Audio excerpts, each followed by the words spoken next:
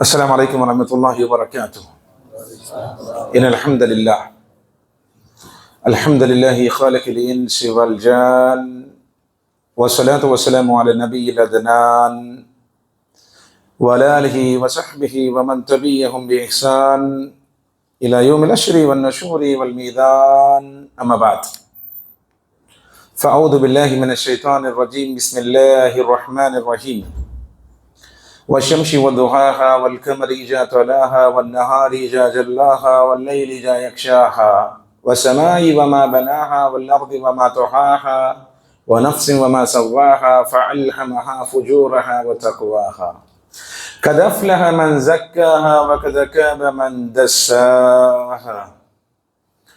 رب اشرح لي صدري ويسر لي أمري واحلل عقدة من لساني يفقهوا قولي. رب زدني علما سبحانك لا علم لنا إلا ما علمتنا إنك أنت العليم الحكيم. సమస్త ప్రశంసలు, సకల ఆరాధనలు సర్వజీవ పరిపోషకుడు, ఈ విశ్వ వ్యవస్థ ఆధారభూతుడు, ఇహపరల స్వామి యజమాని అయినటువంటి అల్లాహకు మాత్రమే శోభిస్తాయి.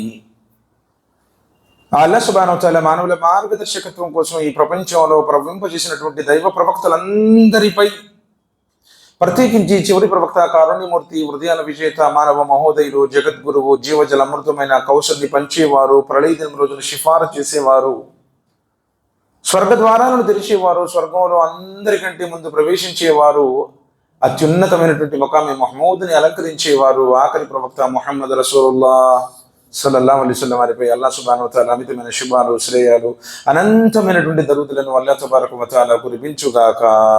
ఆమీన్. సోదరులారా, సోదరిమణులారా, అల్లాహ్ యొక్క కారుణ్యానికి కనుక మనందరం కూడా ఈ సమావేశంలో సమీకరించబడేటువంటి అదృష్టం, సౌభాగ్యం అల్లాహ్ మనకు ప్రసాదించినందుకు వేణుళ్ళ కోటాను కోట్ల స్తుతులు, స్తోత్రాలు అల్లాహ్కు తెలియజేస్తున్నాను. ఎందుకంటే కొన్ని రోజులు బట్టి ప్రోగ్రాం ఉందని తెలుసు. జుమ్మా రోజు మగ్రిబ్ నమాజ్ తర్వాత ఆ ప్రోగ్రాంలో హాజరు కావాలని అన్ని రకాలైనటువంటి సదుపాయాలు ఇటు స్త్రీలకి, పురుషులకు, అదేవిధంగా సాయంత్రం తిరిగి వెళ్ళేటప్పుడు భోజన సౌకర్యం ఉందని అందరికీ ఇంచుమించుగా మెసేజ్ వెళ్ళిపోయింది. కానీ దైవ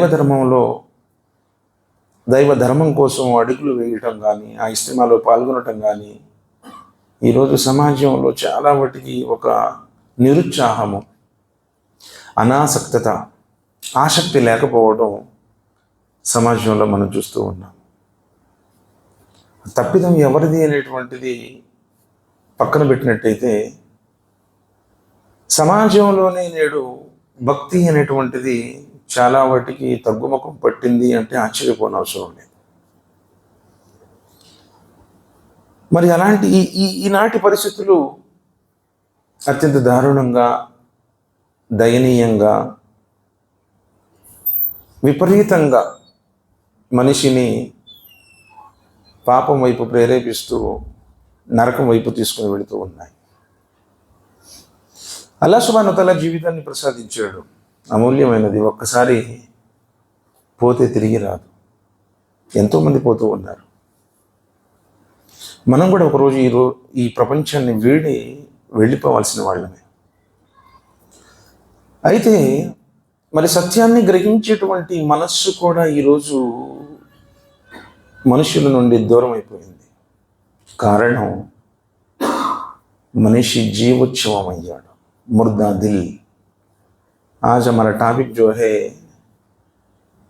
ముర్దా దిల్, చచ్చిపోయిన వాడి శవం అంటారు కదా, చచ్చిపోయిన హృదయం గ్రహించలేదు. దాని కారణాలు, ఎవరి హృదయం చనిపోయింది, ఎవరు సత్యాన్ని స్వీకరించేటువంటి హృదయం కలిగి ఉన్నారు, కొన్ని అంశాలను ఇన్షాల్లా మనం లోతుగా పరిశీలన చేద్దాం. శ్రద్ధగా వినండి. ఏదైనా సంశయం ఉంటే ఇన్షాల్లా తర్వాత అడగండి. నాకు తెలియకపోతే పండితులను అడిగి మనం తెలుసుకుందాం ఇన్షాల్లా. సోదరులారా, అల్లాహ్ సుబ్హానహు వ తఆలా మనిషిని తయారు చేశాడు. మిన్హా ఖలక్నాకుం వఫీహా నుయిద్దుకుం వమిన్హా నుఖ్రిజుకుం తారతన్ ఉఖ్రా. మానవుణ్ణి మట్టి నుండి పుట్టించాను, తిరిగి మట్టిలోనికి వెళతాడు, తిరిగి ఆ మట్టి నుంచే మళ్ళీ బ్రతికిస్తాను అన్నాడు. కానీ మట్టి నుండి వచ్చినటువంటి ఈ శరీరానికి దీని అవసరాలను మట్టితోనే పెట్టాడు, ఈ లోకంతోనే అనుబంధం కలిపాడు. కానీ శరీరంలో ఉన్నటువంటి ఆత్మ ఊర్ధ్వలోకాల నుండి వచ్చినటువంటిది. ఆత్మకు కావలసినటువంటి ఆహారాన్ని కూడా ఊర్ధ్వలోకం నుంచే ఏర్పాటు చేశాడు. కాబట్టి మనిషి ఆకలితో ఉన్నప్పుడు అన్నం తింటే తన యొక్క శరీరం ప్రశాంతిస్తుంది. కానీ రూహు యొక్క ఆహారము, ఆ రూహుని సృష్టించినటువంటి ఆ సృష్టికర్త యొక్క స్మరణ ద్వారా మాత్రమే అది ప్రశాంతత, సంతృప్తిని పొందుతుంది. కానీ ఇప్పుడు ఆత్మ, ఆ దిల్ ఉంది, మనస్సు, అది మురద అయిపోయింది, చచ్చిపోయింది. ఇంకో చెప్పదు. నఫ్సే అమ్మారా, నఫ్సే లవ్వామా, నఫ్సుల్ ముతుమయిన్నా, 3 రకాలైనటువంటి నఫ్సులు ఉన్నాయి.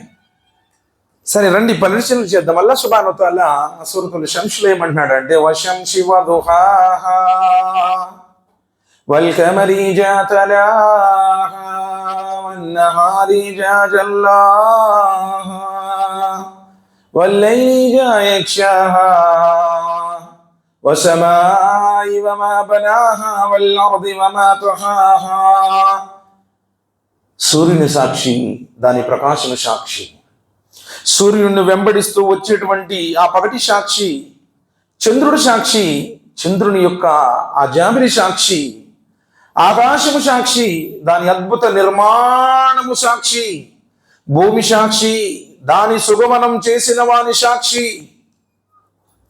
ఆత్మ సాక్షి, ఆత్మకు మంచి చెడులను నేర్పించి చెడు నుంచి తప్పించుకునే ప్రేరణ ఇచ్చినటువంటి ఆ దైవం సాక్షి. కదఫ్లహ మన్ జక్కాహా వకద ఖాబ మన్ దస్సాహా. ఎవరైతే తన ఆత్మను పరిశుద్ధపరుచుకున్నాడో వాడు ధన్యుడు, ఎవరైతే తన ఆత్మను అణిచిపెట్టాడో అతడు విఫలుడయ్యాడు, వినాశనానికి గురయ్యాడు అన్నాడు. సోదరుడైన ఆత్మ వేరు, దేహం వేరు. ఈ శరీరాన్ని అల్లాహ్ సుబ్హానహు వ తఆలా ఈ భూమండలంలో కొన్ని రోజులు ఉండటం కోసం ఏర్పాటు చేశాడు. ఈ శరీరాన్ని నడుపుతున్నటువంటి ఆత్మ నీవు, నేను, అందరం. చూడండి, ఫర్ ఎగ్జాంపుల్ ఎవరైనా చచ్చిపోయాడండి, ఫలానా ఒలి చనిపోయాడండి అంటున్నారు. మార్చురీకి వెళ్ళారనుకోండి, ప్రతి డిస్ట్రిక్ట్ హెడ్ క్వార్టర్లో ఉంటుంది, గవర్నమెంట్ హాస్పిటల్లో ఉంటుంది మార్చురీ. ఆడికి వెళ్ళిన తర్వాత ఎవరికి ఈ డెడ్ బాడీ ఎవరిది, ఈ డెడ్ బాడీ ఎవరిది అని అడుగుతూ ఉంటారు. ఈ డెడ్ బాడీ ఫలానా వ్యక్తిది. మరి ఆ వ్యక్తి ఏంటి? ఆ వ్యక్తి చనిపోయాడు, ఇది ఎవరిది డెడ్ బాడీ. పాయింట్ అర్థం కావాలి అంటే, ఇప్పుడు మనలో ఆత్మ ఉన్నంత కాలం దీన్ని శరీరంగా పిలువబడుతుంది. ఎప్పుడైతే ఆత్మ వెళ్ళిపోయిందో శవం అయిపోతుంది. శరీరాన్ని చాలా మురిపంగా చూసుకుంటాము, చాలా అందంగా అలంకరించుకుంటాము, శవాన్ని చూస్తే భయపడతాం. కాబట్టి ఆత్మ ఉన్నంత మట్టికే ఈ శరీరానికి ఒక విలువ ఉంటుంది, ఒక గౌరవం ఉంటుంది.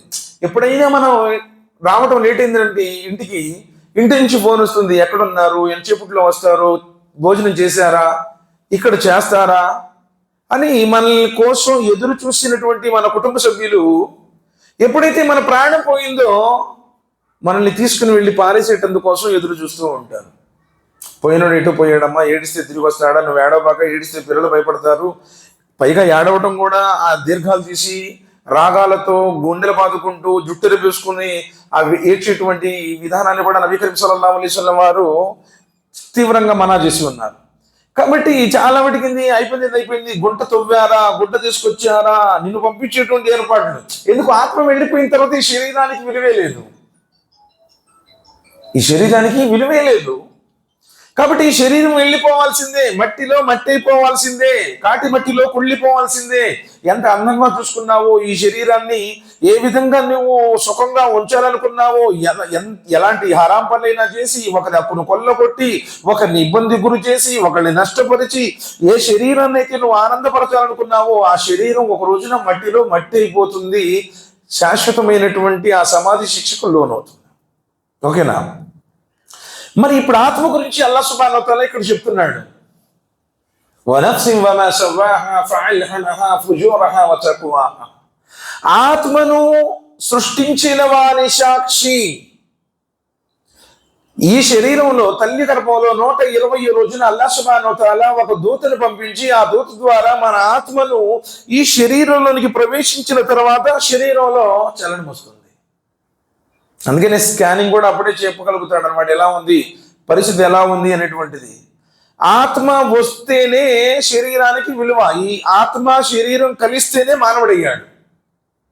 ఆత్మ వెళ్ళిపోతే శరీరం శవం అవుతుంది, మట్టిలో కలిసిపోవాల్సిందే. మరి ఆత్మ శాశ్వతమైనది, శరీరం తాత్కాలికమైనది. అందుకని ఆలమే అరవాహ నుంచి వచ్చినటువంటి ఆత్మ ఆలమే బర్జకులోకి వెళ్ళిపోతుంది. అంటే మనం కనిపించినటువంటి ఏ సమాధి అయితే ఇది ఉందో ఇది అని చెప్పి చాలా మంది ఈ రోజు మున్కరిని హదీస్ వాళ్ళు సమాధుల్ని తవ్వినప్పుడు లేదా పోస్ట్ మార్టం కోసం చూసినప్పుడు ఇది శవం కుళ్ళిపోయి ఉంది కదా, సమాధి శిక్షలు లేవనేటువంటి భ్రమలో ఉన్నారు. నబీ కరీం సల్లల్లాహు అలైహి వసల్లం వారు చెప్పింది, ఖురాన్ హదీసుల్లో వచ్చినటువంటిది ఇల్లీన్ మరియు సిజ్జీన్. అలాగే బర్జక్ అన్నారు. బర్జక్ అంటేనే అడ్డు, ఎవడు పోయాడో వాడికి అర్థమవుతుంది. భౌతికంగా నువ్వు తవ్వి చూస్తే అర్థం కాదు. ఎప్పుడైతే ఆత్మ వెళ్ళిపోయిందో, బరా బిన్ అజీబ్ రలియల్లాహు తఆలా అన్హు రివాయత్ చేస్తున్నారు, ఎప్పుడైతే ఆత్మ వెళ్ళిపోయిందో అంటే చచ్చిపోయాడో, నబీ కరీం సల్లల్లాహు అలైహి వసల్లం వారు చెప్పారు, మీరు మృతుడి దగ్గరికి వెళ్ళినప్పుడు అతడి కళ్ళను మూయండి, ఎందుకంటే ఆత్మ అధిరోహణాన్ని కళ్ళు చూస్తాయి, తన ఆత్మ పోవటం చూస్తూ ఉంటాడు, అందుకనే మీరు మృతుడి కళ్ళు మూయండి అన్నారు. ఆత్మ పైకి వెళుతుంది. ఒకవేళ చనిపోయినటువంటి వాడు పుణ్యాత్ముడైతే, సత్పురుషుడైతే, నమాజీ అయితే, రోజుదార్ అయితే, అల్లా ధర్మం ప్రకారం జీవించిన వాడైతే మొదటి ఆకాశం తెరవబడుతుంది. ఎవరి ఆత్మ భూలోకంలో ఫలానా ఫలానా ఫలానా కుమారుడి, ఫలానా ఫలానా ఫలాని కుమారుడి, ఇతని యొక్క పుణ్య శుభాత్మ ఆకాశ ద్వారాలు తెరవబడతాయి. ఇతడు ఏకేశ్వోపారసకుడు, ఇతడు తౌహీద్, ఇతడు హరాంకి దూరంగా ఉన్నవాడు, పరిశుద్ధమైనటువంటి జీవితాన్ని గడిపిన వాడు, 7 ఆకాశాలు తెరవబడతాయి. అప్పుడు అల్లాహ్ సుబ్హానహు వ తఆలా ఇతన్ని ఇల్లులోనికి పంపించండి. ఆ లోకం వేరు, మనకు కనపడదు. నబీ కరీం సల్లల్లాహు అలైహి వసల్లం చెప్పారు, ఎప్పుడైతే చనిపోయాడో, చనిపోయినటువంటి వ్యక్తి ఒకవేళ పుణ్యాత్ముడైతే ఆలస్యం చేయకండి, నన్ను తొందరగా తీసుకుని వెళ్ళండి, ఆలస్యం చేయకండి, తొందరగా తీసుకుని వెళ్ళండి అంటాడు. ఒకవేళ చనిపోయినటువంటి వ్యక్తి దురాత్ముడైతే, దౌర్జన్యపరుడైతే, పాపాత్ముడైతే, షిర్క్ బిదాతులకు వడిగట్టేటువంటి వాడైతే, లేదు హక్కుల్ని కొల్లగొట్టినటువంటి వాడైతే, ఎక్కడికి తీసుకెళ్తున్నారు, నన్ను ఎక్కడికి తీసుకెళ్తున్నారు అని చెప్పేసి ఘోషిస్తాడు. సమాధి యాత్రల గురించి కూడా నబీ కరీం సల్లల్లాహు అలైహి వసల్లం చెప్పారు, ఒక్క మానవ జాతికి మినహాయించి సృష్టిలో ఉన్నటువంటి ప్రతి జీవి ఆ శబ్దాలను, ఆ భయంకరమైనటువంటి రోదనలను వింటాయి. అందుకే నబీ కరీం సల్లల్లాహు అలైహి వసల్లం చెప్పారు, సమాధి యాత్రల గురించి నాకు తెలిసినట్టు మీకు తెలిస్తే మనిషిని సమాధి చేయటం కూడా మీరు మానుకుంటారు, మీరు నవ్వటం అనేసి ఎప్పుడు ఏడుస్తూనే ఉంటారు, భార్య బిడ్డలు విడిచిపెట్టేసి ఏ అడవులకు వెళ్ళిపోతారు. అంత ఘోరమైనటువంటి శిక్ష. అదే చనిపోయినటువంటి వాడు పాపాత్ముడైతే ఆకాశ ద్వారాలు తెరవబడవు, ఆకాశం నుంచి ఒకసారిగా విసిరివేయటం జరుగుతుంది, సిజ్జిల్లో వెళ్ళిపోతాడు.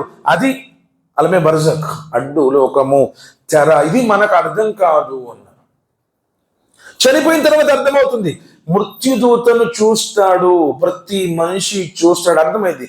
కల్లా ఇదా బలగతి తరాక్ వకీల మన్ రాక్. పోయేవాడి ప్రాణం గొంతు పక్కన ఉన్న ఎముక వద్దకు వచ్చినప్పుడు మంత్రించి ఊదేవాడు ఎవడైనా ఉన్నాడా, నన్ను కాపాడేవాడు అని నువ్వు గొంతు చించుకొని ఏడ్చినా, వల్తఫతి సాకు బిసాకు ఇలా రబ్బిక యౌమైదినిల్ మసాక్, అప్పుడు నీకు అర్థమవుతుంది, నా పైన ఇక నన్ను పుట్టించినటువంటి నా స్వామి వైపుకే ఎవడు కూడా నేను ఈ లోకంలోకి మళ్ళీ రిటర్న్ తీసుకురాలేడు. ఒక్కసారి చచ్చిపోతే ప్రపంచంలో ఇంకా ఎవడు కూడా తిరిగి మనలా తీసుకుని రాలేడు. చాలా మంది అంటారు అక్కడ పోయిన తర్వాత లేచాడండి అంటే వాడిని చావకుండానే వీడు తీసుకెళ్ళారు, చచ్చిపోయాడు అనుకుని. చాలా చోట్ల ఇలాంటి సందర్భాలు జరిగాయి. వాడు ఏ కోమోలాన ఉంటాడు, లేకపోతే బ్రెయిన్ ఒకవేళ ఆ సందర్భంలో డెడ్ అయి ఉండొచ్చు, చలనం ఉండుండకపోవచ్చు. అలా వచ్చారు అంటే చచ్చినోడు రావటం కాదు, చచ్చిన వాడు ఎవడు ఈ లోకంలోనికి రాడు. చచ్చిపోవటమే ఉంది తప్ప చచ్చి రావటం లేదు. అయితే సోదరుడు దీన్ని బట్టి ఇక్కడ గ్రహించాల్సినటువంటి విషయం ఏంటంటే ఆత్మ, నఫ్స్. ఈ నఫ్స్ గురించి అల్లాహ్ సుబ్హానహు వ తఆలా అంటున్నారు, వనఫ్సి వమా సవ్వాహా ఫఅల్హమహా ఫుజూరహా వ తక్వాహా. చెడు నుంచి తప్పించుకునే ప్రేరణను ఇచ్చిన వారి సాక్షి అన్నాడు. తప్పు అన్న సంగతిని నఫ్స్కు తెలుసు, ఇది తప్పు తప్పు తప్పు అని తెలుసు.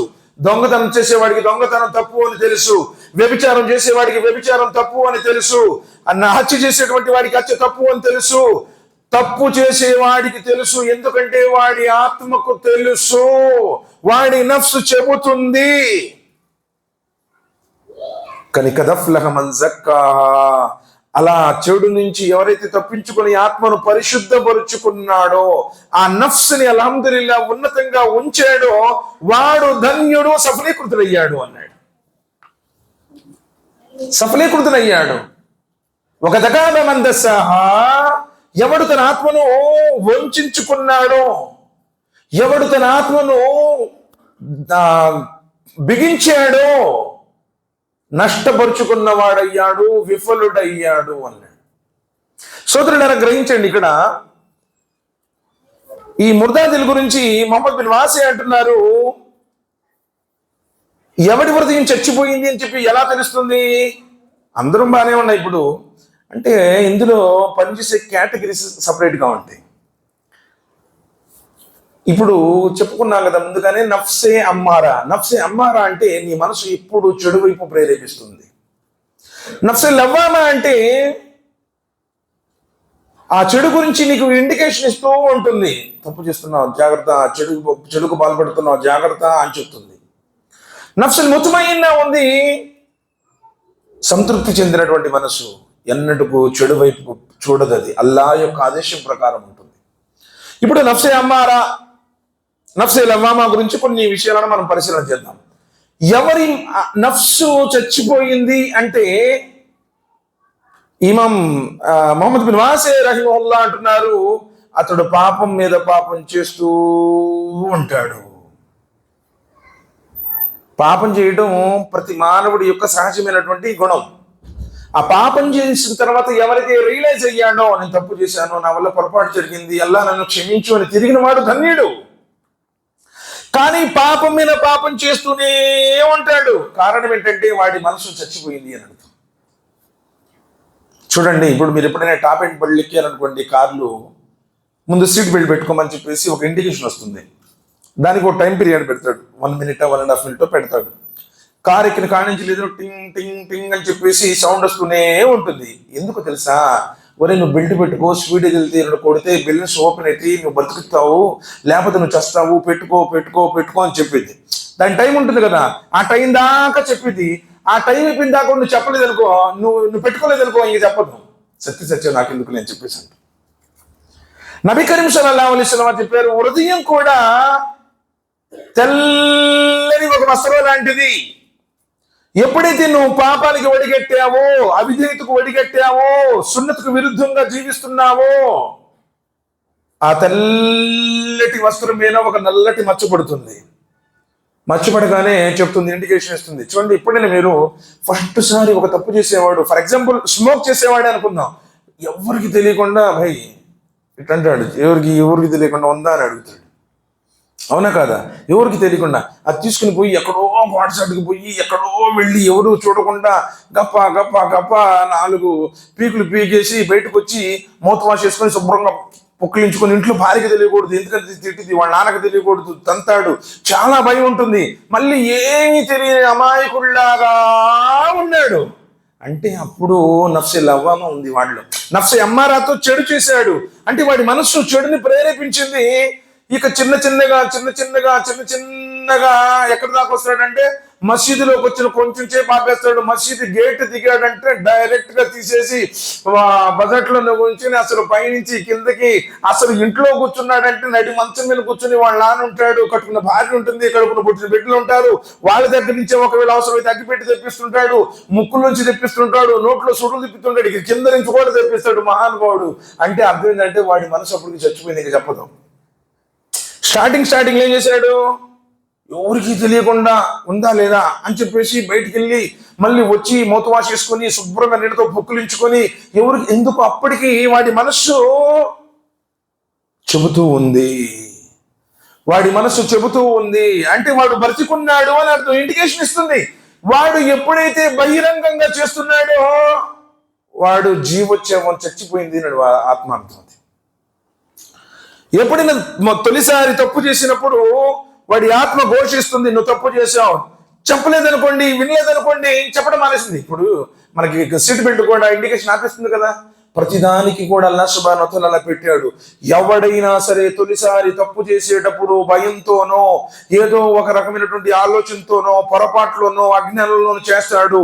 కానీ ఎప్పుడైతే అతని యొక్క తప్పును తెలుసుకున్న తర్వాత అతడు రియలైజ్ అయితే ఆ పడినటువంటి నల్లమచ్చ పోతుంది, తిరిగి మరలా హృదయం చెబుతుంది అలా చేయట్లేదు, రియలైజ్ కాలేదు, తప్పు మీద తప్పు, ఎవడు చూడట్లేదు, అడగట్లేదు, ఎవరికి తెలియకుండా లెక్క మెయింటైన్ చేస్తున్నాను, ఎవరు చూడకుండా నేను వెళ్ళొస్తున్నాను, ఎవడికి వల్ల కావట్లేదు అనుకుంటున్నావు, మచ్చ మీద మచ్చ, మచ్చ మీద మచ్చ, మచ్చ మీద మచ్చ, మచ్చ మచ్చ మచ్చ మొత్తం మచ్చతో ఆ తెల్లటి హృదయం కాస్త నల్లగా మారిపోతుంది.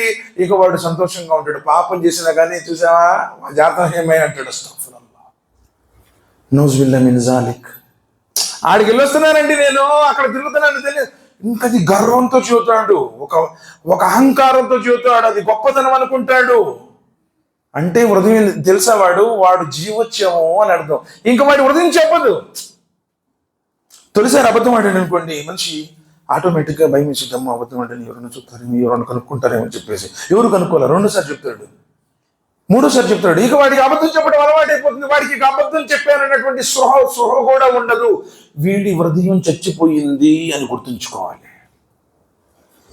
ఏదో మేసాలు వేలేసి నేను చేసేస్తున్నాను నువ్వు ఒక రోజు ఉంటుంది, ఆ పాపం బయటపడిన రోజున నీకు ఉంటుంది, ఆ ప్రతిఫలాలు అనుభవించేటప్పుడు ఉంటుంది.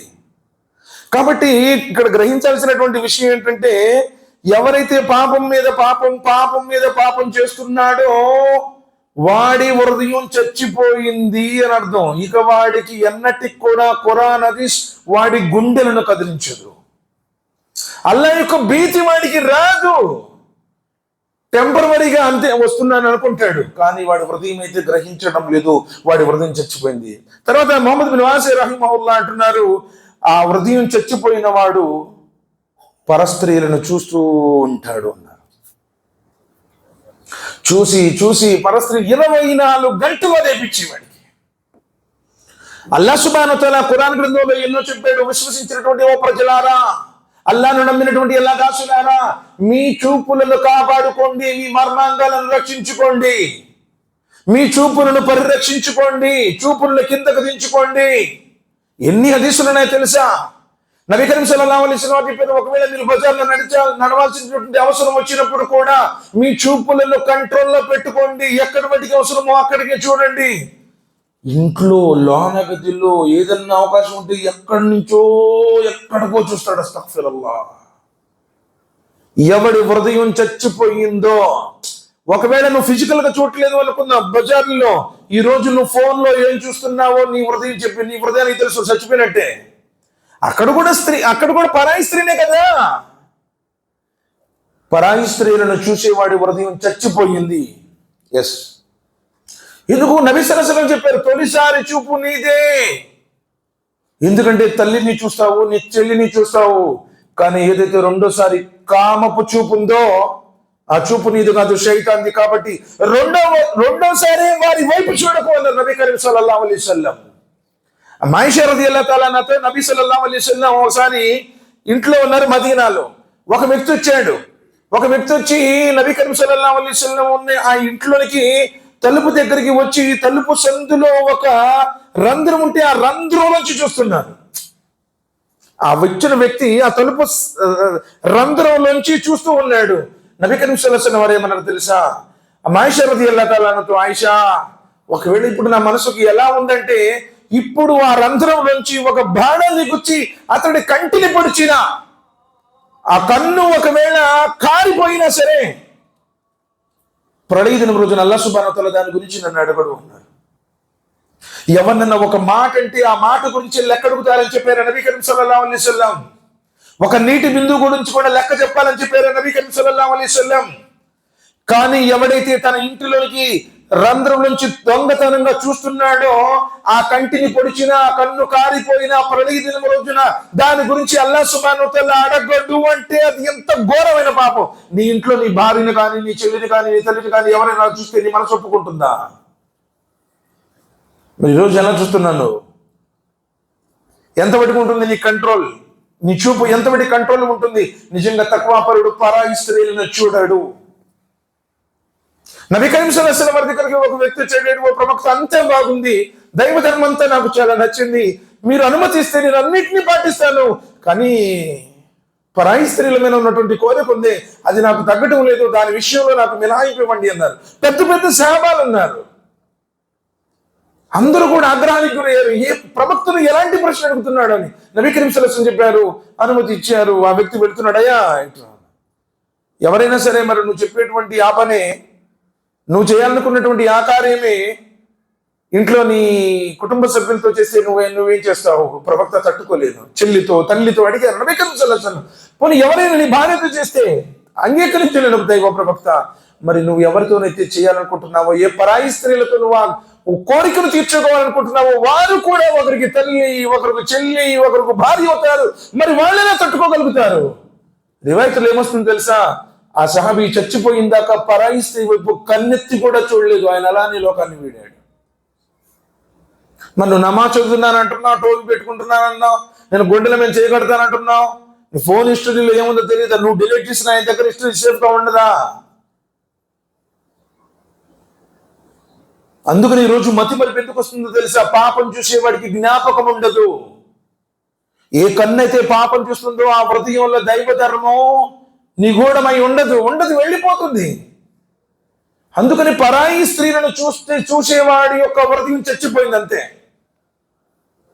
ఘోరమైనటువంటి పాపం. వలా తక్రబు జినా ఇన్నహు కాన ఫాహిషా వసఅ సబీలా, వ్యభిచారం దరిదాపులు కూడా పోకండి, అది నీచమైన మార్గం, బహు చెడ్డ కార్యం. బంధాలు, విలువలు, అనుబంధాలు మొత్తం కూడా మట్టిలో మట్టయిపోతాయి, ఏమాత్రం విలువే ఉండదు. ఈరోజు అందుకని కొన్ని కుటుంబాలు విలువలు మొత్తం కూడా పతనమైపోతున్నాయి. అస్తగ్ఫిరుల్లాహ్, నౌజుబిల్లాహ్ మిన్ జాలిక్. ఒక్కసారి ఎప్పుడైనా జ్ఞానంతో ఆలోచించండి. మరి పరాయి స్త్రీని చూసేవాడు, పరాయి స్త్రీల వైపు కన్నెత్తేటువంటి వాడు దైవభీతిపరుడు కాలేడు. నిజంగా తక్వాపరుడు అనేవాడు పరాయి స్త్రీల వైపు చూడాడు. సోదరులారా, ఆలోచించండి. దీన్ని బట్టి మనం గ్రహించాల్సినటువంటి విషయం ఏంటంటే, ఏ వ్యక్తి అయితే తన చూపుని కంట్రోల్లో ఉంచాడో, ఏ వ్యక్తి అయితే తన చూపుని కంట్రోల్లో ఉంచాడో ఆ వ్యక్తి యొక్క హృదయం కూడా చచ్చిపోయింది అని అర్థం. ఎంత చెప్పు, తాను చెప్పిందే నిజం అంటాడు, ఇది నా వ్యక్తిగతం అంటాడు. సోదరులారా, నబీ కరీం సల్లల్లాహు అలైహి వసల్లం వారు ప్రళయ దినం రోజున చెప్పారు, ఎవరి నా యొక్క ఉమ్మతులు అందరికంటే దరిద్రుడు ఎవరయ్యా అంటే, ముఫ్లిసీని, అందరికంటే దరిద్రుడు, పేదవాడు ఎవరయ్యా అంటే, ఆచరణలన్నీ చేస్తాడు కానీ ఒంటరిగా ఉన్నప్పుడు హరాంని హలాల్ చేసుకుంటాడు. పర్వతాలంత పుణ్యాలు తీసుకుని వస్తాడు కానీ ప్రళయ దినం రోజున మాత్రం వ్యర్థమైపోతాయి. నువ్వేం చూస్తున్నావో ఆయన చూస్తున్నాడు. నన్ను మోసం చేయొచ్చు, మీ ఇక్కడ ముసలిల్ని మోసం చేయొచ్చు, కానీ ప్రళయ దినం రోజున నువ్వు ఎలా తప్పించుకోగలుగుతావు? కాబట్టి ఎవడి హృదయం చచ్చిపోయిందో వాడి చూపు అదుపులో ఉండదు, వాళ్ళ వ్యవహారాలు మనం చూస్తూనే ఉంటాం. సోదరులారా, ఇక దాని తర్వాత మనం గ్రహించినట్లయితే అల్లాహ్ తబారక వ తఆలా ఖురాన్ గ్రంథంలో ముహమ్మద్ బిన్ వాసి రహిమహుల్లాహ్ అంటున్నారు, వీడు హృదయం చచ్చిపోయిన వాడి పరిస్థితి ఎలా ఉంటుందంటే, వీడు ఎప్పుడు అక్మత్తో కూర్చుంటాడు. అక్మత్ అంటే వ్యర్థుడు, పనికి మాలినవాడు, వాడి వల్ల ఏ ప్రయోజనం ఉండదు, ధర్మానికి ప్రయోజనం ఉండదు. ఎప్పుడు కూడా అలాంటి పనికి మాలిన వాళ్ళతో కూర్చుంటాడు, ఎప్పుడు వాళ్ళతోనే తిరుగుతూ ఉంటాడు. నబీ కరీం సల్లల్లాహు అలైహి వసల్లం చెప్పారు, మీరు ఎవరితో సహవాసం చేస్తున్నారో చూడండి, స్నేహం మనిషి యొక్క జీవితం మీద ప్రభావం చూపుతుంది అన్నారు. నువ్వు నమాజులు చదివే వాడితో, మంచి జ్ఞానవంతుడితో తిరుగుతుంటే నీకు కూడా నమాజ్ చదవాలనిపిస్తుంది, నీకు కూడా జ్ఞానం నేర్చుకోవాలనిపిస్తుంది. ఒక పుణ్యాత్ముడితో తిరిగితే ఆ పుణ్యాలు చేయాలనేటువంటి తపన నీలో కలుగుతుంది. అదే నువ్వు ఒకవేళ సిగరెట్లు తాగేవాడితో తిరిగితే నీ నోట్లో ఒకరోజు సిగరెట్ ఉంటుంది, రాసి పెట్టుకో. సినిమాలు చూసేవాడితో నువ్వు తిరిగితే ఒకరోజు నువ్వు థియేటర్లో ఉంటావు, కూర్చో, డెఫినెట్ గా థియేటర్లో కూర్చుంటే అందులో అనుమానం లేదు. ఎందుకంటే స్నేహం అనేటువంటిది జీవితం మీద ప్రభావం చూపుతుంది అన్నారు నబీ కరీం సల్లల్లాహు అలైహి వసల్లం. కాబట్టి నువ్వు ఎవరితో స్నేహం చేస్తున్నావో ఒకసారి నువ్వు గ్రహించు. వ్యర్థమైనటువంటి విషయాలు, లా తస్మౌ ఫీహా లాగియా, అక్కడ వ్యర్థమైనటువంటి విషయాలు ఉండవు అన్నారు. వ్యర్థమైనటువంటి విషయాలు చేయని వారు ఎవరంటే ఖద్ అఫ్లహల్ ముమినూన్, సాఫల్యం పొందేటువంటి విశ్వాసులు వ్యర్థమైనటువంటి కార్యాలకు పాల్పడరు అన్నాడు. నువ్వు ఇప్పుడు పనికి మాలిన వాళ్ళతో తిరుగుతున్నావంటే అతడితో ఆకృతి యొక్క ప్రయోజనం లేదు, అతడి దగ్గర ఒక సూరా నేర్పించేటువంటి క్యాపబిలిటీ లేదు.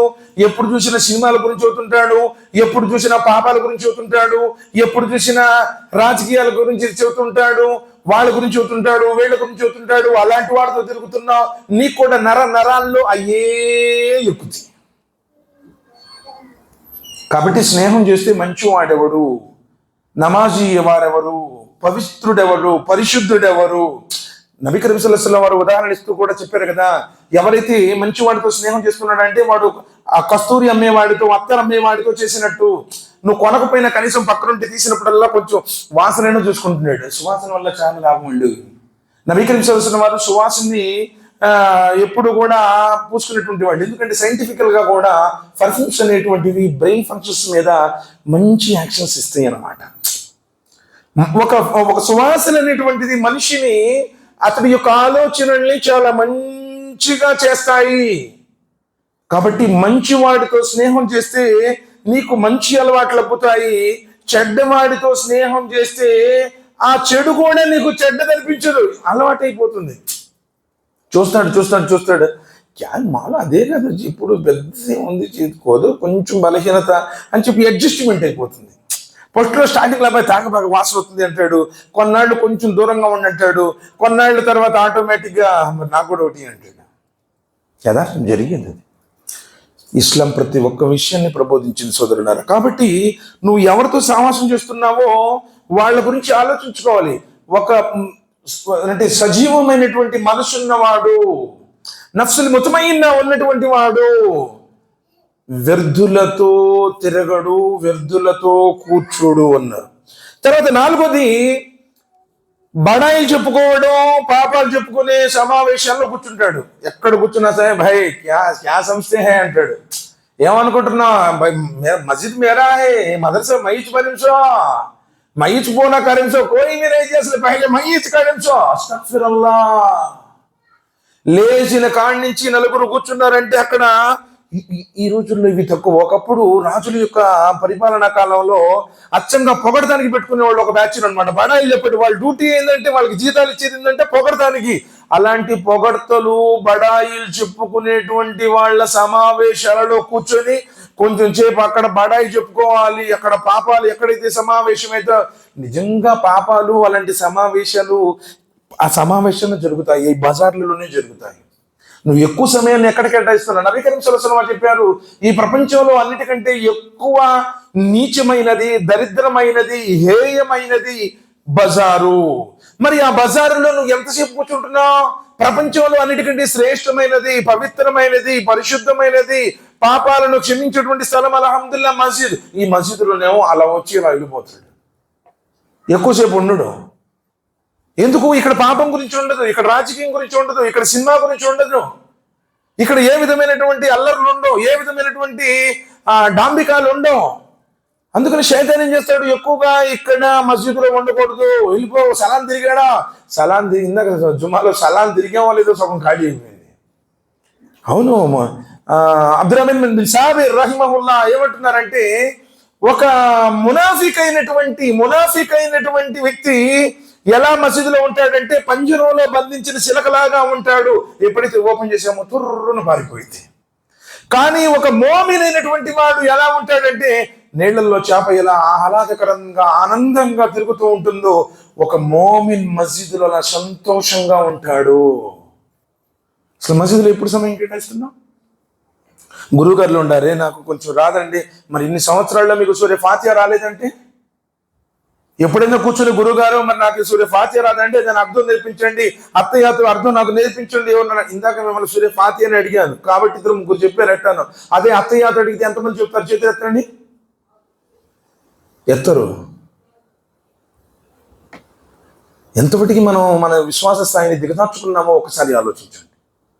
జీవితం తాత్కాలికం అండి. కాబట్టి ఎక్కడైతే పాపాలు జరుగుతాయో, ఎక్కడైతే బడాయి చెప్పుకుంటూ ఉంటారో అలాంటి సమావేశాలను కూర్చోకూడదు.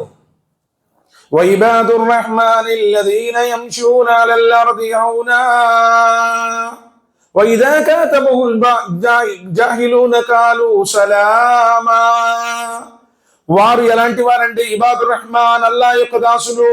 వారు నేలపై వినమ్రంగా నడుస్తారు, మూర్ఖులతో వాదించరు, బడాయి చెప్పుకోవడం, ఆ తర్వాత పాపాల గురించి మాట్లాడుకోవడం, అస్తగ్ఫిరుల్లాహ్ ఇలాంటి సమావేశాలలోనే వాళ్ళు పాల్గొనరు, వందాక తప్పించుకొని వెళ్ళిపోతారు. కాబట్టి నీ హృదయం బ్రతుకుందా లేదా నీకు నువ్వు డిసైడ్ అయిపో. పాపం మీద పాపం, పాపం మీద చేస్తూ ఉన్నావు, ఖురాన్ గ్రంథాన్ని చదవటం లేదు. ఎంతమంది నిజంగా ప్రతిరోజు ఖురాన్ గ్రంథాన్ని చదివేటువంటి అలవాటు ఉంది? చాలా తక్కువ మంది, బహు కొద్ది మంది మాత్రం. మరి ఏ విధంగా హృదయాన్ని పరిశుద్ధపరచాలంటే ప్రవక్త ముహమ్మద్ సల్లల్లాహు అలైహి వసల్లం మా హృదయం తుప్పు పట్టిపోయింది, నిజంగా మనుషులు చేసేటువంటి పాపాల కారణంగా వారి హృదయం తుప్పు పట్టింది అన్నారు. అల్లాహ్ సుబ్హానహు వ తఆలా అంటున్నారు, కల్లా బల్ రాన కులూబిహిమ్. ఏ హృదయం అయితే పాపాలకు పాల్పడుతుందో ఆ హృదయము తుప్పు పట్టిపోతుంది. మరి ఆ తుప్పు పట్టిపోయినటువంటి హృదయాన్ని బాగు చేయాలంటే మేము ఏం చేయాలి అన్నారు. నబీ కరీం సల్లల్లాహు అలైహి వసల్లం వారు చెప్పారు, మీరు మరణాన్ని జ్ఞాపకం తెచ్చుకోండి, మరణానికి భయపడండి అని చెప్పలా. ఎలా అయినా చచ్చిపోతామండి, చావు నిర్ణయించబడింది. అల్లాహ్ సుబ్హానహు వ తఆలా మనం పుట్టక ముందలే చావుని డిసైడ్ చేసి ఈ ప్రపంచంలోకి పంపించాడు. మనం పుట్టక ముందే చావుని డిసైడ్ చేసి ఈ భూమి మీదకి పంపించాడు. ఎట్లయినా చచ్చిపోతాం, చావుకి భయపడండి అని చెప్పలా, చావుని గుర్తు తెచ్చుకోండి అని చెప్పారు. ఒకరోజు నేను చచ్చిపోతాను, చచ్చిపోయిన తర్వాత అల్లాహ్ సన్నిధిలో హాజరు చేయబడతాను, నా జీవితానికి సంబంధించిన ప్రతి అంశాన్ని గురించి అల్లాహ్ ముందు జవాబు చెప్పాలి. అసలైనటువంటి జీవితం మరణంతో ప్రారంభమవుతుంది. పుట్టుకతో ప్రారంభమయ్యేది తాత్కాలికమైన జీవితం, మరణంతో ప్రారంభమయ్యేది అసలైన జీవితం.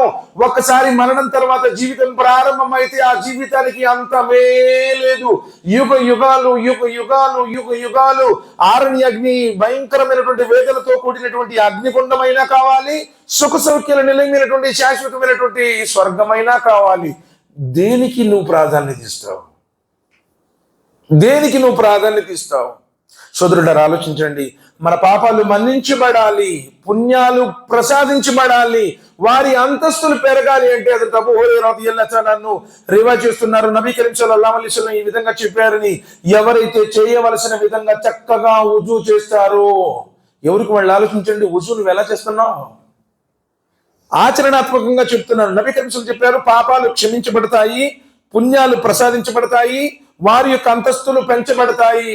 ఎవరైతే వుజూ చక్కగా చేస్తారో, చేయవలసిన విధంగా చేస్తారో, అసలు కాళ్ళు తడిసినయో లేదో కూడా చూసుకోడు మహానుభావుడు. ట్యాప్ పెట్టాడంటే బకెట్ నీళ్లు పారబోతాడు. ఆ బకెట్ నీళ్లు పారబోసిన శుభ్రంగా వుజూ చేస్తాడా? ఎలా చేయాలో అలా చేయడు. ఒక్కొక్క ఆయన ఇట్లా అయిపోయింది, హోగా ఇది కూడా సరిగా మర్చిపోడు, ఇలా అంటాడంతే. ఒక్కొక్క ఆయన ఇట్లా అంటాడు, అయిపోయింది. ఇంకా వుజూ లేకపోతే నమాజ్ కాదు, గుర్తుపెట్టుకోండి. ఏ భాగాలనైతే ఎలా చక్కగా చేయవలసిన విధంగా చక్కగా వుజూ చేసి ఇంటి దగ్గరే వుజూ చేయడం అలవాటు చేసుకోండి. నబీ కరీం సల్లల్లాహు అలైహి వసల్లం వారు వుజూ ఇంటి వద్దనే చేశారు. ఇప్పుడున్న అత్యవసర పరిస్థితులు, ఏదో షాప్ నుంచి వస్తున్నావు అక్కడ అవకాశం లేదు, లేకపోతే ఆఫీస్ నుంచి వస్తున్నావు అక్కడ అవకాశం లేదు, వేరే విషయం. ఇంటి వద్దనే వుజూ చేసి కాలినడకతో మసీదుకి వచ్చి, ఒకవేళ అందుబాటులో ఉంటే, అందుబాటులో లేకపోయినా నాడు ఒక సహాబా కొన్ని కిలోమీటర్ల దూరం నుంచి వచ్చేవాడు. సహాబాలు మిగతా వాళ్ళు అందరూ అడిగారు, ఏమయ్యా అంత దూరం నుంచి వస్తున్నావు, మరి ఏదైనా ఒక గుర్రమో లేకపోతే ఒక గాడిదో కొనుక్కోవచ్చు కదా, అంత దూరం యాడ్ నుంచి వస్తావంటే, నాకు ఎక్కువ పుణ్యం రావటం మీకు ఇష్టం లేదా అన్నారు. అసలు మనం ఏం చేస్తాం, సమయం ఉండి కూడా టైం అయిపోయింది దాకా అక్కడే ఉండి ఆ ఫోన్లో చూసుకుంటా, ఆ ఫేస్బుక్లో ఉండి, ఆ వాట్సాప్లో స్టేటస్లు చూసుకుంటా, నీ ఇష్టం వచ్చినటువంటి చాటింగ్ చేసుకుంటూ లాస్ట్ మూమెంట్లో ఎప్పుడో ఇంకక్కడ నమాజ్ టైం అవుతుంది, 8:30 తెలుసు. మనం 8:40 వెళ్ళిన అత్తయాతు అందిద్దని అత్తయాతు బ్యాచ్ కొంతమంది ఉంటారు. వాళ్ళు చివరి ఎప్పుడు వచ్చినా అత్తయాతులోనే కలుస్తారు. వాడి నమాజ్ కూడా చెప్పండి సోదరులారా, ఆ టెన్షన్తో చేసే నమాజ్ కూడా స్వీకరించబడుతుందా? ప్రశాంతంగా వజూ చేసి ఒక్క తక్బీర్ తహ్రీమా మిస్ అయితేనే అయ్యో నా పరిస్థితి, నాకు ఏమైపోయింది, నా నమాజు మిస్ అయిపోయిందన్నంత వేదన కలిగేటువంటి వాళ్ళు మన సలఫ్లు. కానీ ఈరోజు ఎన్ని రకాతులు పోయినాం. అసలు రకాతులు పోవటం కాదు, ఒక్కోసారి అసలు నమాజులే మిస్ అయిపోతాయి. ఆ చదివి తప్పిపోయినటువంటి నమాజులు కూడా చదివేటువంటి అలవాటును విడిచిపెట్టేసి ఎప్పుడో ఫజర్ నమాజ్కు చేయాల్సినటువంటి గుసుల్ని జోహర్లో చేస్తాడు మహానుభావుడు. అప్పుడు లేచి శుభ్రంగా కళ్ళు తుడుచుకుంటా అప్పుడు చేసి జోహర్కి వస్తాడు, స్వీకరిస్తాడు అల్లా సుబ్హానహు వ తఆలా. ఒకసారి ఆలోచించండి. ఒక్కొక్కడైతే ఇక ఫజర్ మిస్ అయిపోయింది అనుకో, ఇంక ఈశానే ఇంకా కంప్లీట్ అయిపోయింది, జోహర్ అయిపోయింది, అసర్ అయిపోయింది, మగర్ అయిపోయింది, ఇంకా ఈశాలో కనపడతాడు. అలాంటి విశ్వాసమే కాదు సోదరులు.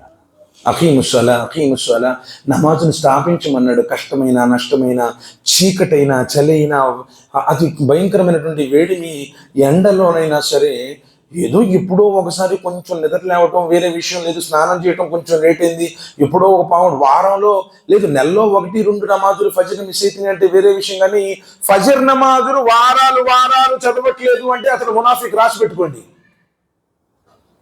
ఫజర్ నమాజు చదవని వాడి సాక్ష్యం కూడా తీసుకోలేదు. ఫజర్ నమాజులు చదవని వాళ్ళు అసలు కమిటీలో ఉంచకూడదు, గుర్తుపెట్టుకోండి. ఎవడు ఫజర్ నమాజులు చదవటం లేదో అలాంటి వ్యక్తులు కమిటీలో ఉంటే కూడా మస్జిద్కి వాళ్ళు సంరక్షకులుగా ఉండలేరు. ఎందుకంటే మునాఫికత్ యొక్క లక్షణం అది. ఎవరిది ఈషా నమాజు మరియు ఫజర్ నమాజుని బద్ధకంతో చదువుతారో వారిలో మునాఫికత్ ఉంది.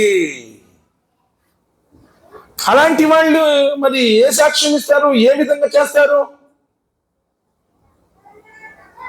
కాబట్టి వజూ అనేటువంటిది ఇంటి వద్దనే ప్రశాంతంగా జైసా కన్నా హే, జైసా కన్నే కా హక్ హై వైసా కన్నా, ఎట్లా చేయమన్నారో ఒకసారి చేసినా కూడా అవుతుంది, 3 సార్లు చేయటం ముస్తహబ్, అభిలాషనీయం.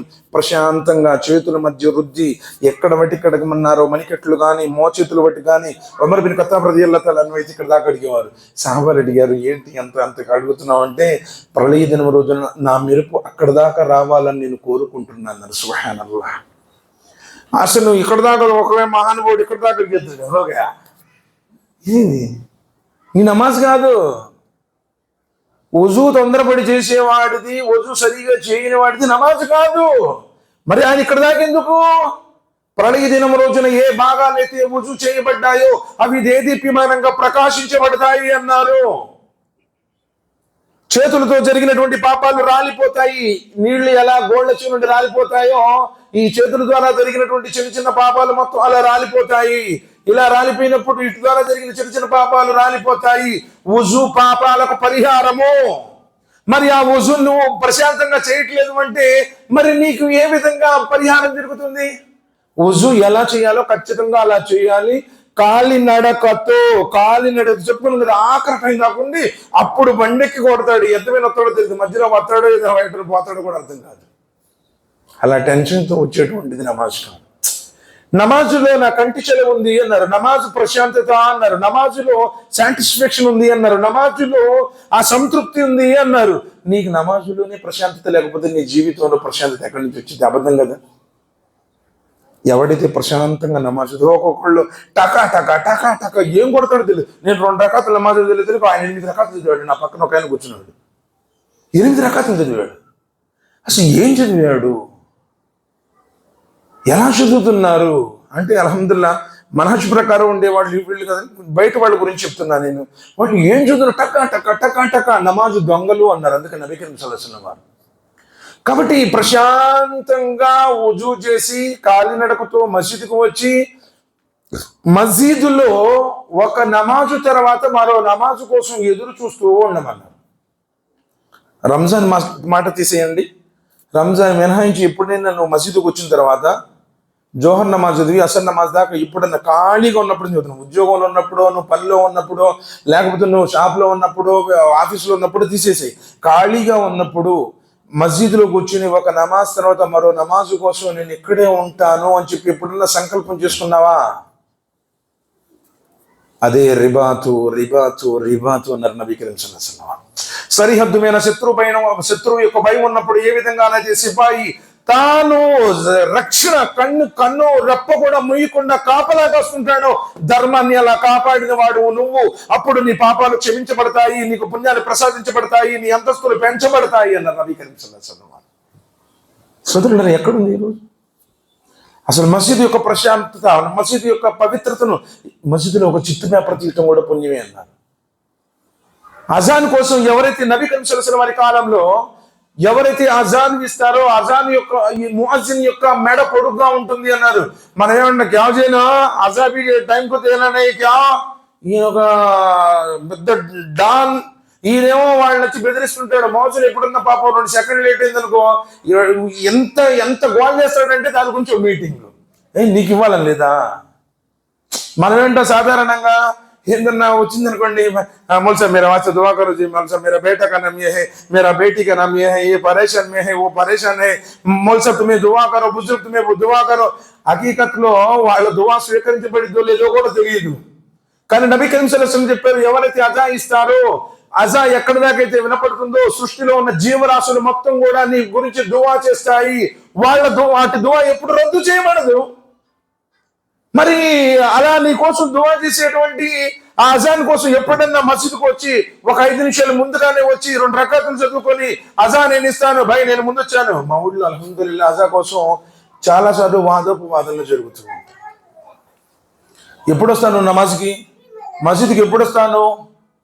నమాజ్ కోసం నువ్వు ఎదురు చూడాలా, నీ కోసం నమాజ్ ఎదురు చూడాలా? కొంతమంది ఉన్నారు మహానుభావులు, టైం అయినా రారు, ఆయన కోసం ఎదురు చూడాలి, వస్తాడా రాడా. అలా పేష్మాములైనా సరే, ముక్తదీలైనా సరే నమాజు కోసం ఎదురు చూసేటువంటి వాళ్ళు అయి ఉండాలి. నమాజుని ఆస్వాదించాలి. నమాజులు ఆ విధంగా నువ్వు లీనమైపోవాలి. నమాజు ద్వారా నీకు ఆ ప్రశాంతత ఉంటుంది. అప్పుడు నీ ఆత్మ సజీవంగా ఉన్నట్టు. లేకపోతే తుమారా దిల్ ముర్దా హోగయా, నీ హృదయం చచ్చిపోయింది అని అర్థం. సోదరులారా, జ్ఞానంతో ఆలోచించండి. కాబట్టి ఈ పాపం మీద పాపం చేసుకుంటా పోతే నువ్వు ధర్మానికి దూరం అయిపోతుంది. నీకేమనిపించదు అంటే భయ్ మేరే అందరు ఈమాన్ హైలే అనుకుంటున్నాను, నా దగ్గర ఈమాన్ ఉంది, మై తౌహీద్ పరస్తు హూ, మై ఉప్పర్ హాత్ బాన్నే వాలా హూ, ఉప్పర్ బానో నిచే బానో సిరిపే బానో. నీ క్యారెక్టర్ లేకపోతే, నువ్వు పాపానికి దూరం కాకపోతే, నువ్వు ఎక్కడ కట్టుకున్నా, నువ్వు ఎక్కడ ఏం చెప్పినా కానీ మొత్తం వ్యర్థము. కాబట్టి ఉన్నతమైనటువంటి క్యారెక్టర్ ఉండాలి. వఇన్నక లఅలా ఖులుఖిన్ అదీమ్, ఓ ప్రవక్త ముహమ్మద్ సల్లల్లాహు అలైహి వసల్లం క్యారెక్టర్ ఇచ్చే నీవు మహోన్నతమైనటువంటి శిఖరాలను అధిరోహించావు అన్నాడు అల్లాహ్ సుబ్హానహు వ తఆలా. కాబట్టి సోదరులారా, జ్ఞానంతో ఆలోచించండి. జీవితం తాత్కాలికం, క్షణభంగురం. అల్లాహ్ సుబ్హానహు వ తఆలా ఇప్పుడు దాకా మనల్ని లోకంలో ఉంచుతాడో ఎవరికి తెలియదు. ఇక నుంచి అయినా సరే నాలో మార్పు రావాలి, నేను మంచివాడిగా ఉండాలి. ఈ రాజకీయాలు, ఈ కుట్రలు, ఈ కుతంత్రాలు, ఈ స్వార్థాలు, ఈ వేషధారణలు, ఈ రియాకారులు విడిచిపెట్టేశాడు. పెద్దోళ్ళు వెళ్ళిపోతున్నారండి ప్రపంచం నుంచి. మనం ఎంత అసలు ఒకవేళ మనం వెళ్తే అల్లాహ్ సుబ్హానహు వ తఆలా దగ్గరికి వెళ్తే, పోనీ లేదా ఈడితో పాపం చేసి వచ్చాడు, కొంచెం నమ్ముకున్నాడు పోనీ అని చెప్పేసి మనకి ఏదన్నా ఆఖరి జన్నతికి ఇచ్చినటువంటిది, ఆఖరి జన్నతి కొంచెం. ఎందుకంటే జన్నత్ అంత అమూల్యమైనది. ఒక కొరడాంత కూడా మీరు కొనలేరు. భూమండలం మొత్తం అమ్మినా సరే స్వర్గంలో కొరడాంత చోటు కూడా మీకు లభించదు అన్నారు. అంతటి అమూల్యమైనటువంటిది ఆ స్వర్గం. ఆ స్వర్గంలో నీకు ప్లేస్ కావాలి అంటే ఏదో నీ వేషాన్ని చూడడం, నువ్వు ఉర్దూ మాట్లాడుతున్నావా లేదా, లేకపోతే నువ్వు టోపీ పెట్టుకున్నావా, లాల్చీ పైజమా వేసుకున్నావా, ఇవన్నీ చూడడం. ఉన్నతమైనటువంటి విశ్వాసము, అత్యున్నతమైనటువంటి సదాచరణ. నిన్ను చూసి సమాజ్ వారే నెంబర్ 1 जी वो आदमी, इससे पहले कैसा बढ़ते वैसा है, अब अल्हम्दुलिल्लाह पूरा నువ్వు బదल गया, నువ్వు బాత్ బోలి తో బాత్ वो करता है जी, నెంబర్ 1 అన్నాడు అనుకోండి, నువ్వు నెంబర్ 1 అల్లాహ్ దృష్టిలో అల్హమ్దులిల్లాహ్. ఉత్తముడు ఎవరు అని అడిగారు నబీ కరీం సల్లల్లాహు అలైహి వసల్లం వారిని. ఎవరి దృష్టిలోనైతే ఎవరైతే ప్రజల దృష్టిలో కూడా మంచివాడో, నువ్వు అచ్చా ఆద్మీజీ అంటున్నారు నబీ కరీం సల్లల్లాహు అలైహి వసల్లం వారి కాలంలో. నబీ సల్లల్లాహు అలైహి వసల్లం చెప్పారు, ఉన్కే లియే జన్నత్ వాజిబ్ హై. ఎందుకు ప్రజలందరూ చెప్తున్నారు మంచివాడు? మీరు అనుకుంటున్నారు డబ్బులు ఇస్తే ఎవరు మంచివాడు అని చెప్పరు. చూడండి, డబ్బులు ఇచ్చినంత మాత్రాన ఎవరిని మంచివాడు అని చెప్పరు. ఎప్పుడైతే నువ్వు మంచి పనులు చేసావో, మంచిగా మారావో, నీ యొక్క విశ్వాసం అల్హమ్దులిల్లా ధర్మంపై స్థిరంగా ఉందో, అల్లా యొక్క భీతిపరుడు అయి ఉన్నావో, నిజంగా ఇఖ్లాస్తో చేసేటువంటి వాడు బడాయి చెప్పుకోడు, ఇఖ్లాస్తో చేసేవాడు పొగడతలు కోరుకోడు, ఎప్పుడు కూడా దాగి ఉంటాడు, నేను బయటికి రావాలి అని చెప్పేసి కోరుకోడు. ఒకవేళ బయటికి రావాలని కోరుకునేటువంటిది కూడా అది లక్షణమేమి కాదు, అది సాధారణ. ఇప్పుడు లైలతుల్ కదర్ ఉంది, 1000 రాత్రుల కంటే శ్రేష్టమైంది ఏ రాత్రుల్లో ఉందో కూడా తెలియదు. గొప్పోడు అవ్వాలంటే నేను పబ్లిసిటీ కావాలి అనేటువంటి కండిషన్ కూడా ఏం లేదు. ఒకవేళ ఆయన విలువ ఇవ్వాలి అనుకుంటే నువ్వు చీకట్లో ఉన్న ప్రపంచం మొత్తానికి చూపిస్తాడు ఇన్షాల్లా. అది మన విశ్వాసం అయి ఉండాలి. కాబట్టి ఇప్పటికైనా సంపూర్ణమైన విశ్వాసం ఉండాలి. ఆ పాపాన్ని విడిచిపెట్టాలి. పాపం చేసిన తర్వాత ఇల్లా మన్ తాబ వఅమల అమిల సాలిహా ఫౌలైక యుబద్దిలుల్లాహు సయ్యాతిహిం హసనాత్. పాపం చేసిన తర్వాత రోదించి ఏడ్చి అల్లా నేను తప్పు చేశాను, పాపం చేశాను, ఒక పరివర్తన నీలో రావాలి. ఆ పరివర్తన నువ్వు లేకపోతే నువ్వు మనిషి కింద లెక్క కాదు, అందులో అనుమానం లేదు. ఎందుకంటే నిత్యకృత్యమైపోయింది పాపము, ఆ హృదయం చచ్చిపోయింది, నువ్వు జీవోత్సవం. నీకు తప్పుని తప్పు కూడా ఇప్పుడు ఇన్ని వాక్యాలు చెప్పిన తర్వాత కూడా నీలో మార్పు రావట్లేదు అనుకో, నువ్వు చచ్చిపోయావు అర్థం, నువ్వు జీవోత్సవం అని అర్థం. మార్పు రావాలి. మనకి శాశ్వతమైన జీవితం అది సార్. ఇక్కడ నువ్వు బంగారు పళ్ళల్లో తిన్నా, టుంగుటియ్యాల్లో ఉయ్యాల్లోకినా, అంశకునిక పాన్పుల మీద విశ్రమించినా, లేదు 15-16 అపార్ట్మెంట్స్ ఉన్నా, లేదు నీకు బ్యాంకు బ్యాలెన్స్ కోట్లున్నా, పోయిన తర్వాత ఉపయోగపడవు. ఉపయోగమే లేదు. ఎంతమంది వెళ్ళారు? మన తాతలు వెళ్ళారు, ముత్తాతలు వెళ్ళారు, అందరూ అసలు మొత్తం వెళ్ళిపోయి అక్కడే కొనుక్కున్నారు. మనం కూడా వెళ్ళి ఊరు పెట్టి కొనుక్కుంటాము. కాబట్టి అల్లాను ఏ విధంగా విశ్వసించాలో ఆ విధంగా విశ్వసించి సంపూర్ణమైనటువంటి సదాచరణ చేస్తే అల్లా సుబ్హానహు వ తఆలా దగ్గర మనం సాఫల్యం పొందుతాము. చచ్చిపోయినటువంటి యొక్క దిల్ యొక్క లక్షణాలు ఏం చెప్పారు? పాపం మీద పాపం, పాపం మీద పాపం చేస్తూ ఉంటాడు. రెండోది ఏంటి? తన చూపుల్ని పరాయి స్త్రీల వైపే చూస్తూ ఉంటాడు. మూడోది ఏంటి? అకమత్ అంటే వ్యర్థుడు, పనికి మాలిన వాళ్ళతో సావాసం చేస్తుంటాడు, వాళ్ళతోనే తిరుగుతుంటాడు, వాళ్ళతోనే కూర్చుంటాడు, వాళ్ళతోనే ముచ్చట్లు చదువుతుంటాడు. తర్వాత 4వ లక్షణం ఏంటి? బడాయిలు చెప్పుకుంటాడు, పాపాలు జరిగేటువంటి సమావేశాల్లో కూర్చుంటాడు, వాళ్ళ గురించి వీళ్ళ గురించి 24 గంటలు సాటి చెప్పుకుంటూ, అబద్ధాలు చెప్పుకుంటూ, క్యారెక్టర్ అసాసినేట్ చేస్తుండే. ఏదన్నా మనకి వ్యతిరేకంగా వచ్చిందనుకోండి, వాడు అట్టంటుడండి, వీడు ఇట్టంటుడండి, నేను ఎట్టంటుడు ఎప్పుడని ఆలోచించాడు. కాబట్టి పాపాలు బడాయిలు చెప్పుకునే వాళ్ళలో కూర్చుంటాడు. ఈ 4 క్వాలిటీస్ ఎవరిలోనైతే ఉండయో వాడి దిల్ చచ్చిపోయింది. దిల్ చచ్చిపోయినాడు స్వర్గంలోకి వెళ్తాడు, నరకంలోకి వెళ్ళిపోతాడు. కాబట్టి అల్లాహ్ సుబ్హానహు వ తఆలా మనందరికీ కూడా ఈ పాపం జరిగిన తర్వాత, పాపం చేసిన తర్వాత రియలైజ్ అయిపోయి అల్లా వైపు తిరిగి పశ్చాత్తాపడి తౌబా చేసుకున్నటువంటి సద్బుద్ధిని ప్రసాదించుగాక. అల్లా సుబ్హానహు వ తఆలా మన చూపుల్ని కంట్రోల్లో ఉంచుకున్నటువంటి సౌభాగ్యాన్ని ప్రసాదించుగాక. అల్లా సుబ్హానహు వ తఆలా మనకు వ్యర్థమైన పనికిమైన వాళ్ళతో సహవాసం నుంచి కాపాడుగాక. పాపాల సమావేశం, బడాయి వారి సమావేశం నుండి అల్లా తఆలా మనల్ని కాపాడుగాక. అల్లా సుబ్హానహు వ తఆలా మన ఖురాన్ గ్రంథాన్ని అర్థంతో చదివి ఆచరించే సౌభాగ్యాన్ని ప్రసాదించుగాక. చనిపోయి ఉన్నటువంటి మన మనస్సును తిరిగి సజీవం చేసుకుని ఆ మనస్సును అల్లా వైపును తిప్పుగే భాగ్యాన్ని అల్లా సుబ్హానహు వ తఆలా మనకు ప్రసాదించుగాక. సమాధి బాధ నుండి కాపాడుగాక, నరకమైనటువంటి అగ్నికొండ నుండి కాపాడుగాక, రియాకారి నుండి కాపాడుగాక. అల్లా సుబ్హానహు వ తఆలా ప్రసన్నత కోసం జీవించి అల్లా సుబ్హానహు వ తఆలా సృష్టించినటువంటి ఆ సుఖ సౌఖ్యాల నిలయమైన స్వర్గంలో మన భార్య బిడ్డలతో ప్రవేశించి అల్లాను దర్శించుకునే భాగ్యాన్ని అల్లా తఆలా మనకు ప్రసాదించుగాక. ఈ సమావేశంలో పాల్గొన్న వారందరి పాపాలను అల్లా సుబ్హానహు వ తఆలా మన్నించుగాక. మనందరూ ఐక్యమత్యంతో జీవించేటువంటి భాగ్యాన్ని ప్రసాదించుగాక. సత్యాన్ని గ్రహించి సత్యాన్ని ఆచరించే సౌభాగ్యాన్ని ప్రసాదించుగాక. పాపాన్ని విడిచిపెట్టి పాపానికి దూరంగా ఉండే భాగ్యాన్ని ప్రసాదించుగాక. అల్లా సుబ్హానహు వ తఆలా మనందరికీ జీవించి ఉన్నంతకాలం ప్రవక్త విధానం ప్రకారం జీవించే భాగ్యాన్ని ప్రసాదించుగాక. అల్లా సుబ్హానహు వ తఆలా శ్రేష్టమైనటువంటి తన దైవతుల సమావేశంలో మా అమ్మ గురించి ప్రస్తావించుగాక. అల్లా సుబ్హానహు వ తఆలా ఈ కార్యక్రమాన్ని మన కోసం సదకాయ జారియా చేయుగాక. ఎవరైతే ఈ కార్యక్రమం కోసం కృషి చేశారో అల్లా సుబ్హానహు వ తఆలా వారిపై, వారి కుటుంబ సభ్యులపై తన కారుణ్యం కురిపించుగాక. ఇక్కడ జమాత్ను వృద్ధి చేయుగాక, అనైక్యతల నుండి దూరం చేయుగాక, ఐకమత్యాన్ని ప్రసాదించుగాక, శైతాన్ యొక్క షర్ నుంచి కాపాడుగాక, అన్ని రకాలైనటువంటి విభేదాల నుంచి రక్షించుగాక. అల్లా సుబ్హానహు వ తఆలా ఇహపర సాఫల్యాన్ని ప్రసాదించుగాక. ఆమీన్ సుమ్మా ఆమీన్. సుబ్హాన రబ్బిక రబ్బిల్ ఇజ్జతి అమ్మా యసిఫూన్, సలామున్ అలల్ ముర్సలీన్, వల్హమ్దులిల్లాహి రబ్బిల్ ఆలమీన్. ఆమీన్. అస్సలాము అలైకుం వరహ్మతుల్లాహి వబరకాతుహు.